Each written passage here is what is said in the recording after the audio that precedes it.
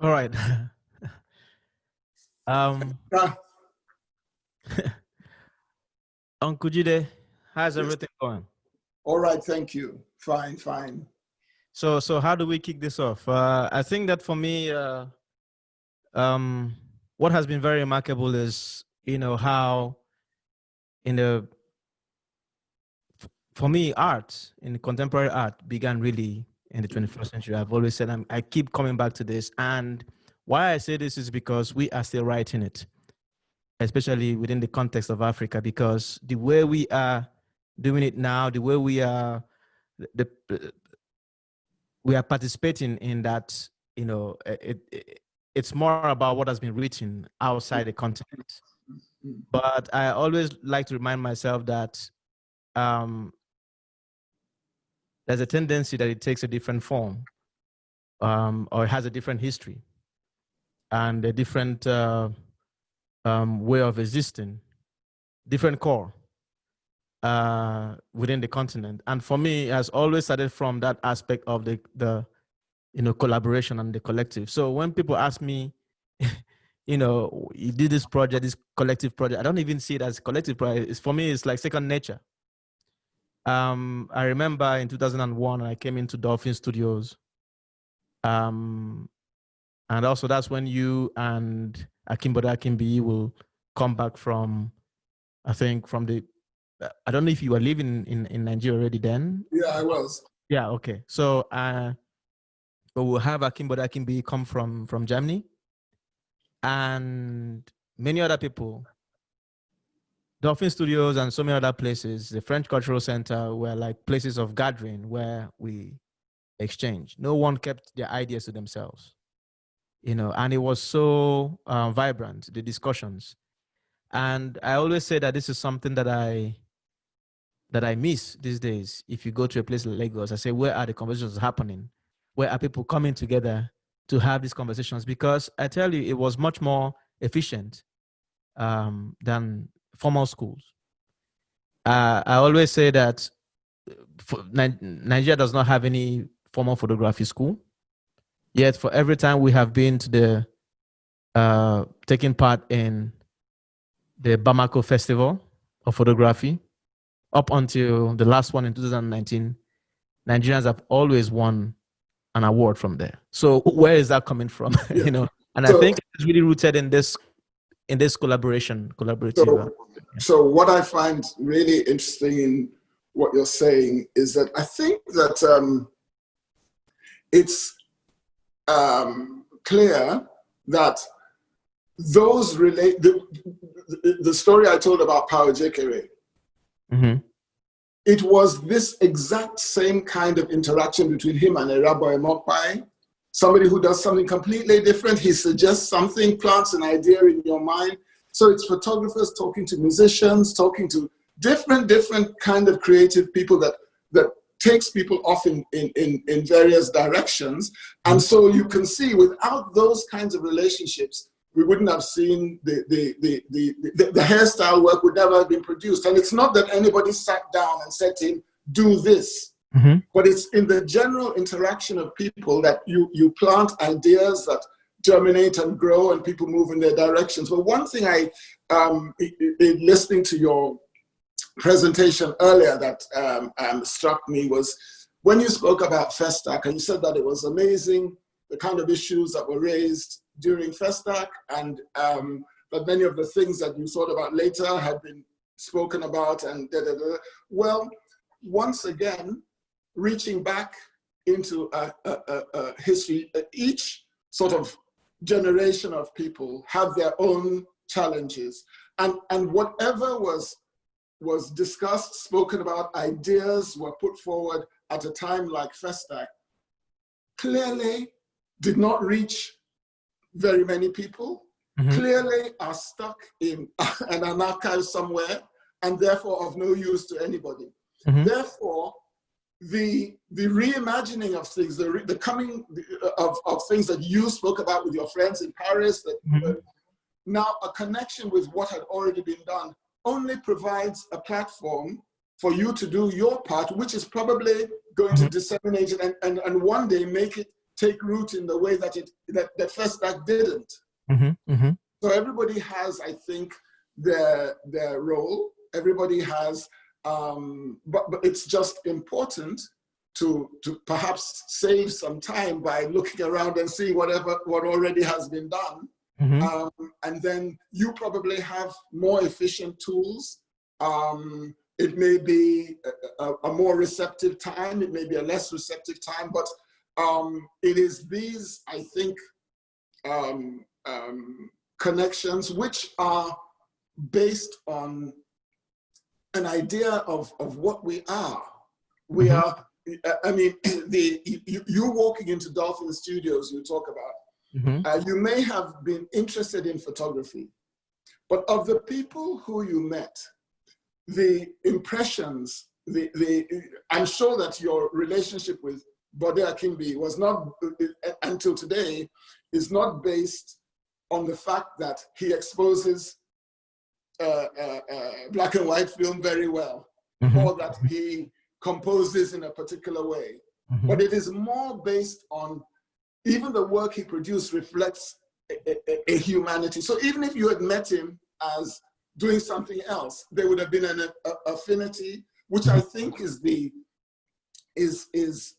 what our time here enriches our time here on Earth.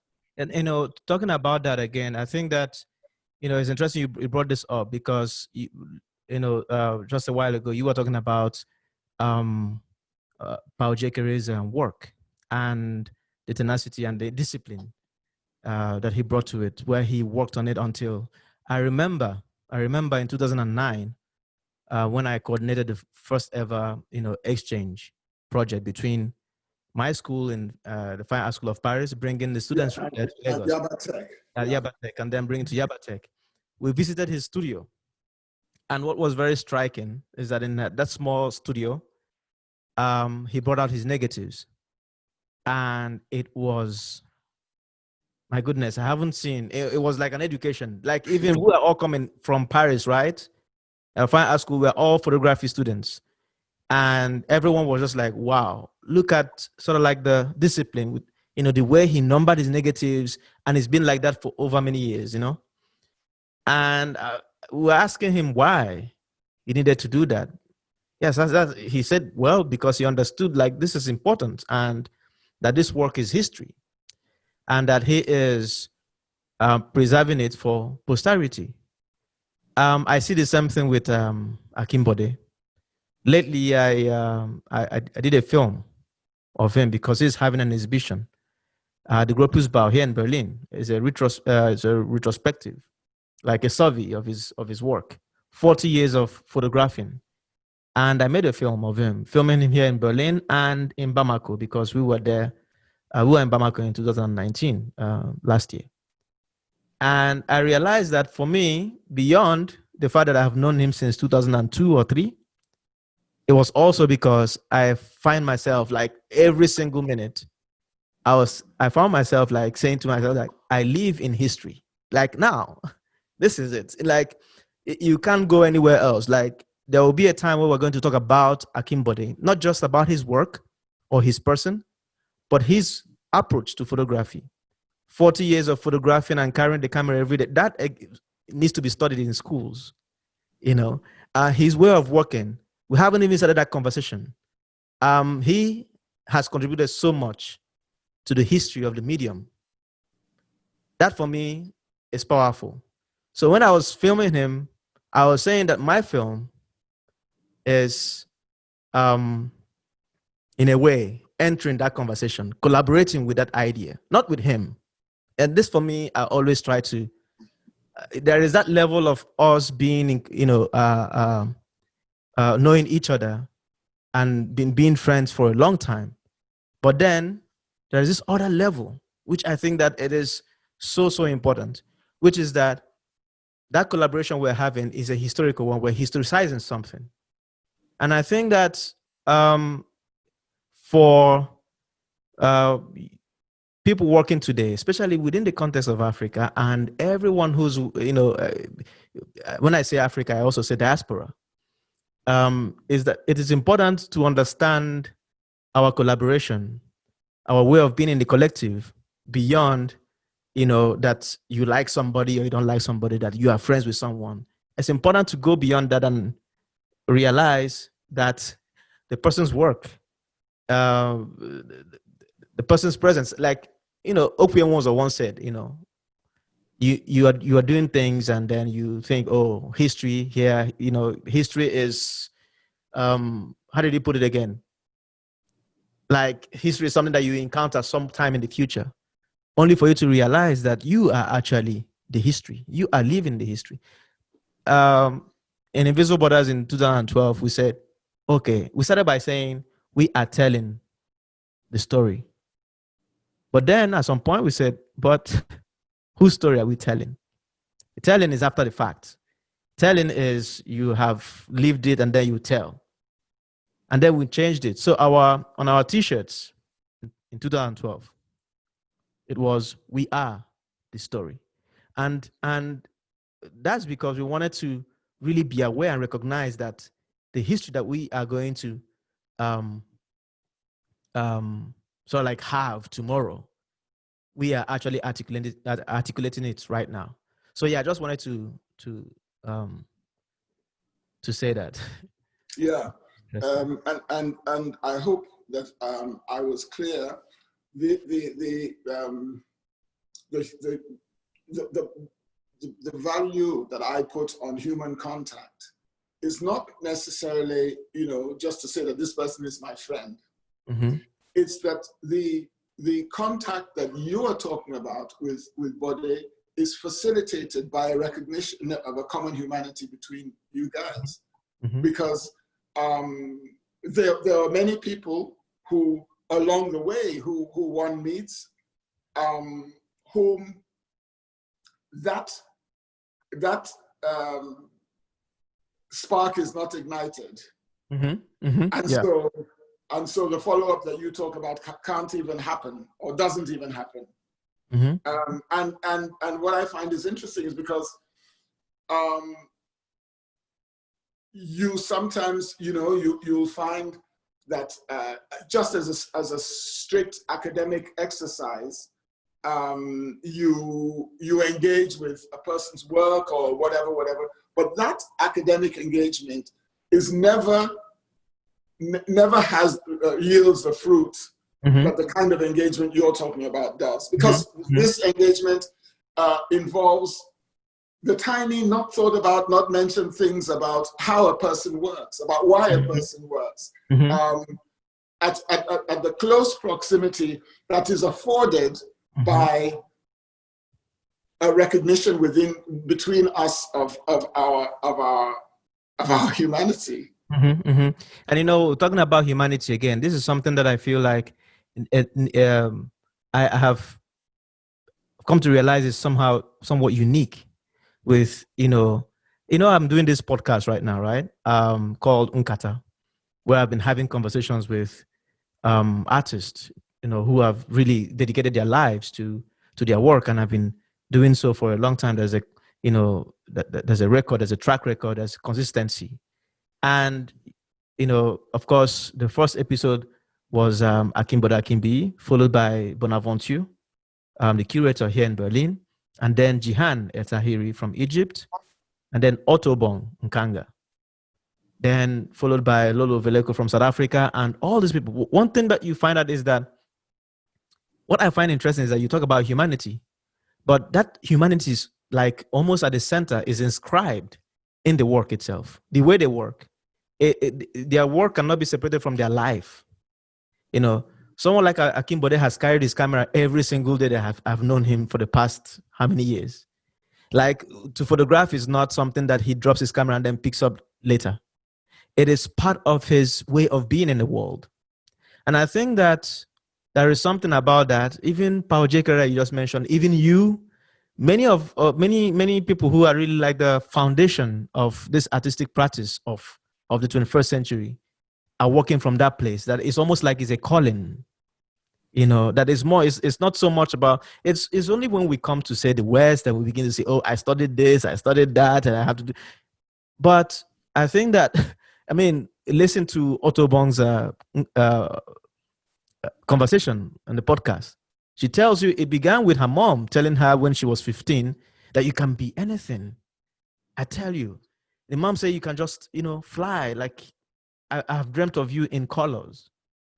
And since then, it's been just moving for her, And I think that there is something about that we have to really articulate as our own way of practicing. It is not only cerebral, it is not intellectual. The power of identity, the power of your mom can tell you this, somebody who, and it releases in you the ability to reach for infinite possibilities. Yeah, that's it, And I think that, again, this whole notion of collaboration and networking, for me, I see it from that place. I see it from when we connect with someone. I think we come back to what we were saying about, when you click with someone. I think that all of these points of connection, they carry within them, like, the power of possibilities. Yeah. I think that it needs to be fostered. And I think that the younger generation, where Innocent comes out from, I think it's important that they realize that this is actually what makes it, not what ideas you are chasing or who is telling you what on Instagram or Facebook, but really those connections that you can make, that within those nodes, those intersections, is really like some really powerful things happening inside there. And that is why I continue. That's why throughout the lockdown, I was in constant collaboration, because I was reading Toni Morrison, I was reading Frantz Fanon, I was reading all these people who, when they sat down to write or they were thinking about how connected our world is, and they're trying to, capture something of that connectedness. So again, that's how I think about this. I always say all the miracles could have only happened in the collective, all the miracles of the world.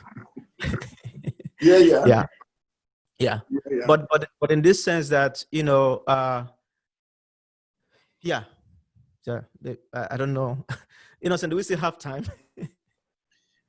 I think we only have about 120 seconds left, just 2 minutes left. And then we'll have to go into the question and answer. Just a reminder to everyone, if you have questions, you could just type them down in the chat, in the Q&A session rather, or you could raise your hand. So yeah. All right, so yeah. Okay.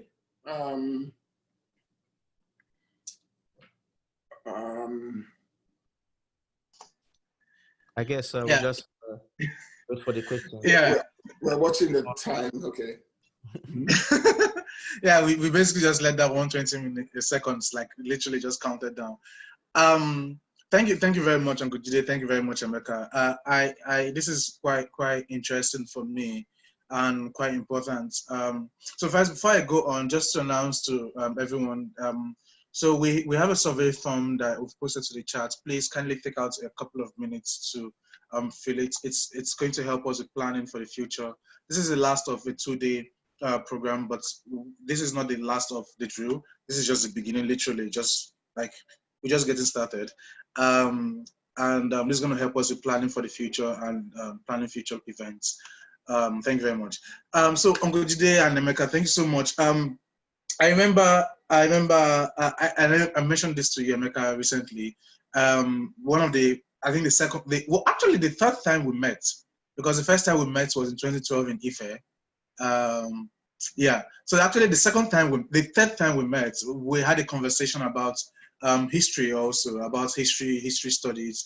And I remember something you said when we're talking about a certain gap that exists between the knowledge of history, and where you said that's where this knowledge of history is lacking, ignorance will feel it, and that would in a way dictate how things go forward. And my question now is, a lot of times when people talk about the art world and everything, there is this romanticization of necessity to study art history, in a sense, that those who don't understand art history, who haven't studied art history, who haven't learnt about why Van Gogh cut his hair and why Picasso was picking his souls or whatever. I don't know what to say about that. There's this general approach that it's impossible to really understand and appreciate art without that particular studies. And this is not to in any way bedevil those who studied this, but I come from a background where I never got to do that. I basically learned through the act of it, right? Like through all of this. So what particularly is your disposition, considering that on one hand, Emeka, you once told me that where history is lacking, ignorance fills the gap. And then there's also this conversation about art history. What's your take on this? Well, I think I was listening to was it last year? Prof. Damas Moko came to Berlin here. He gave a talk at AKV, and it was so powerful because Damas Moko is another artist who, first of all, he started with dance, and then he built his own dance theater, and then he started doing architecture, and he kept moving from one. A lot of people know him for his architecture, but he was in the dance. He was an artist. He was part of the collective back then. Uncle Jide, I don't know if you can remind me of the name of those collectives. Zaria Rebels? The Zaria Rebels, yeah, exactly. Yeah. So you see that Okay. there's Mbari and then there's the Zaria. But what you find interesting about him is that he said it there, that art is there to, solve problems, really, cultural problems. Sometimes we think about this as, highly conceptual and everything, but at the end of the day, it actually solves cultural problems. It converses, it articulates. It borrows or it analyzes the culture, the society. Now, when we look at it from that angle, most of what we call knowledge in art today is something that is borrowed. But we Africans, we've always had artists. We've had the griots. We've had, people who make art. We have a word for an artist in the Igbo language. That is to tell you that actually it came before. If there's something you want to say, you can't find a word in Igbo language, it means that it was just recently introduced. But if there's a word called the artist, there's a word for an artist in the Igbo language, which means it's always been there. So what is this art history and all of that? That is for the art world. I always say there is the art world and then there is the artist. They're two different things. And it's important that if we understand this, we then begin to really prioritize properly. I think that we have to really look at our own culture, our own realities, and begin to create from there. And when you look at it from that angle, we don't have enough people who have really studied art. We don't have enough people, innocent, and anybody could be an artist. Dimeji, anybody can be an artist right now if we look at it from that angle. So this whole thing about knowing art history or being in art school and all that, it is in the context of Africa, that is a misplaced priority, if you ask me. Of course, it will work for the art world. It will work for you to be in the mainstream, whatever.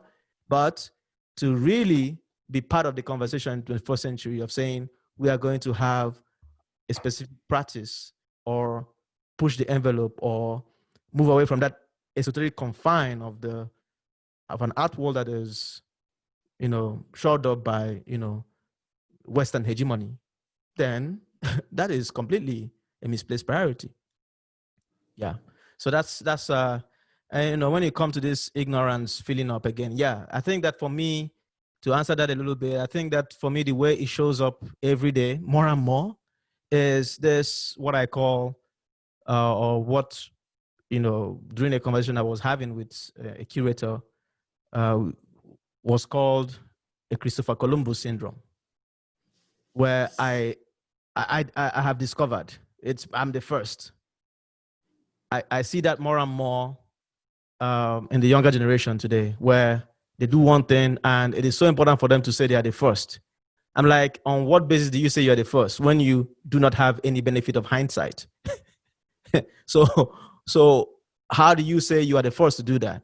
And there are so many instances like that where some things have happened before, other artists, other intellectuals, other in many fields in the continent have pushed, and, forwarded conversations.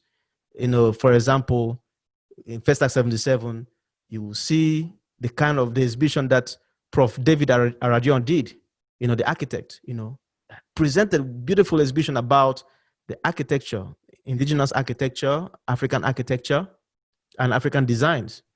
And then you now come out tomorrow and say, oh, you haven't seen something like that, or Francis, Francis from Burkina Faso is the first. No way. That has been addressed already in 1977. So yeah.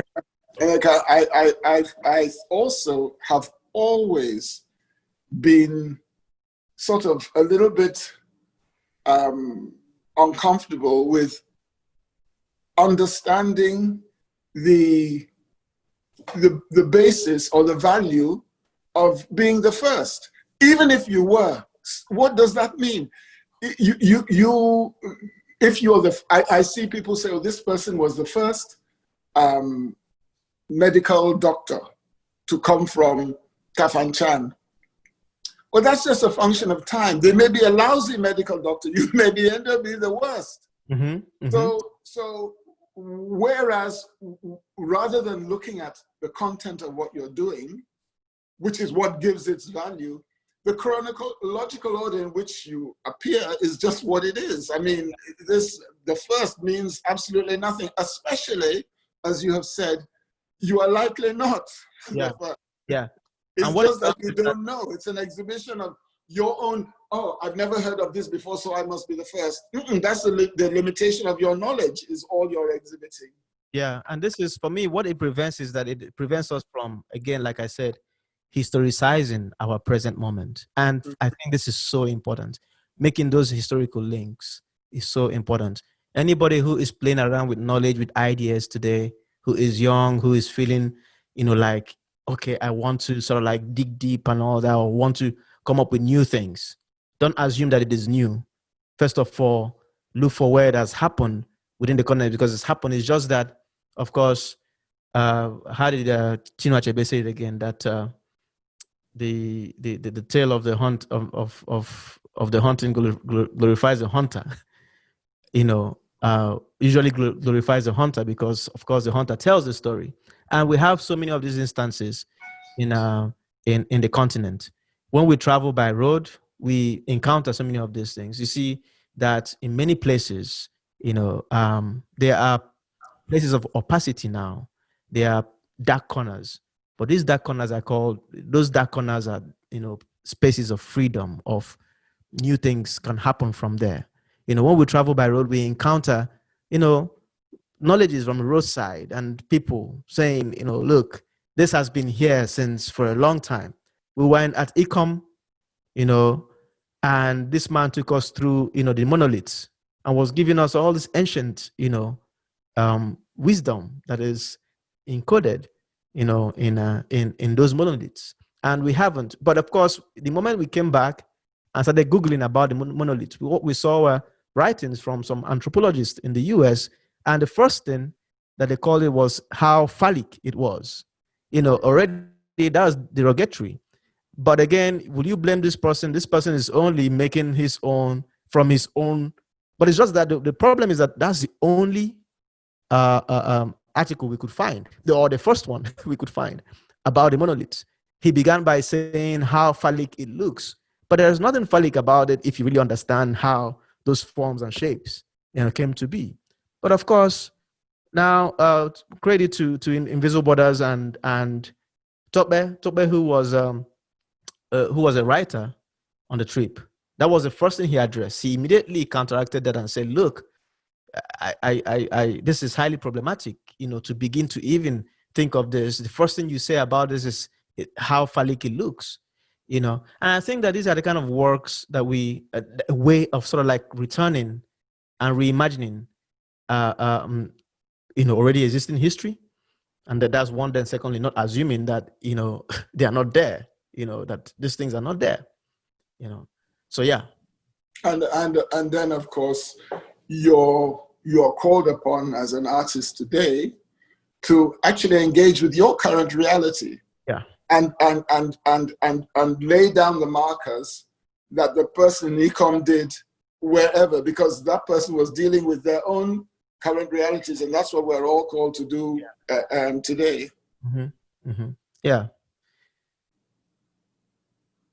All right. So Innocent, that was a long answer. Yeah, that was a long answer, but thank you very much.